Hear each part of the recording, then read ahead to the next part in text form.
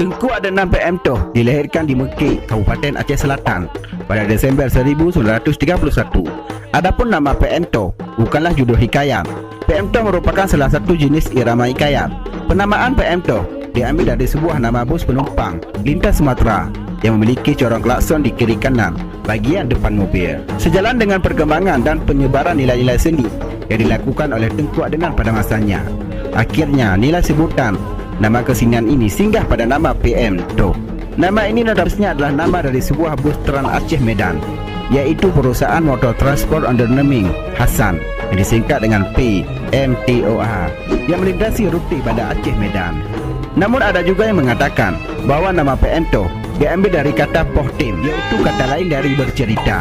Dalam tradisi Aceh, bercerita disebut juga dengan pegahaba, menghaba, puhaba, poh cakra, pohtim, Cang Panah, yang kemudian menjadi sebuah nama salah satu kesenian bercerita di Aceh. Terlepas dari dua pendapat di atas, intinya PM Toh adalah sebuah kesenian tertutur bercerita. Hanya saja, karena kisah yang diceritakan pada umumnya pernah terjadi pada zaman dahulu, atau dengan kata lain, kisah yang diceritakan diyakini kejadiannya, masyarakat Aceh menamakannya dengan hikayat. Menurut seorang muridnya, Agus Nur Ramal, Adnan berkeliling membawa hikayat, juga sambil menjual obat. Konon ketika Adnan berhikayat keliling, dia sering menggunakan sebuah mobil lintas Sumatera. Di samping badan mobil itu bertuliskan PM Toh. Katanya terompet mobil ini akan selalu berbunyi saat melintas setiap kampung di Aceh. Si supir sangat suka memainkan klakson mobil itu.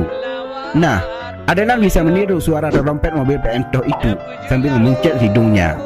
Hal ini sering dilakukan Adnan saat main hikayat.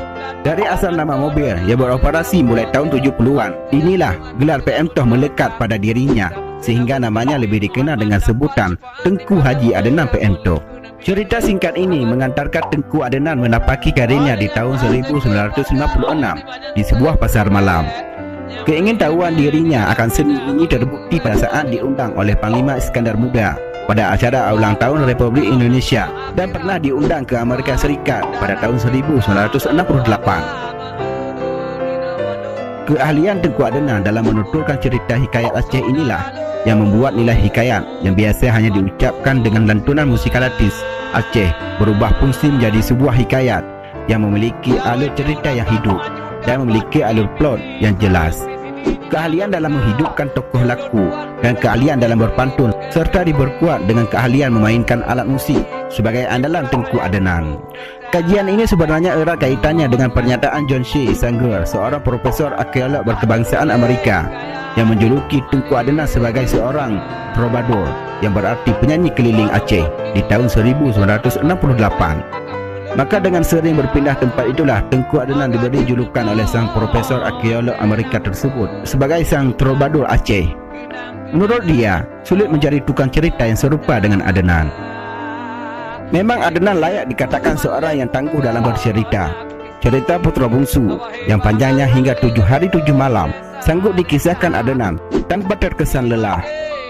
Melihat dia bermain kisah, seolah cerita yang dia bawa sudah dihafalnya puluhan tahun silam. Namun kini ia telah tiada. Pria bernama asli Tengku Adnan itu meninggal pada 15 Juli 2008 silam, dan beliau meninggalkan 15 orang anak. Menurut anak keenam Tengku Adnan, yaitu Husaini Adnan, mengatakan terkait peninggalan Tengku Adnan seperti syair-syair dan rekaman Adnan semasa hidupnya, sudah banyak yang hilang saat tsunami melanda Aceh pada akhir Desember 2004 lalu. Namun yang tersisa hanya syair syariat Islam dan 4 buah kaset rekaman beliau terakhir main di TPRI. Hanya 4 yang sempat diselamatkan oleh Husaini Adnan. Sepeninggalnya legendaris penyair hikayat Aceh Tengku Adnan PM Toh, sampai saat ini belum ada pengganti sosok seperti beliau. Walaupun banyak orang yang menekuni figur seperti Adnan ini, namun tak pernah ada sehebat beliau.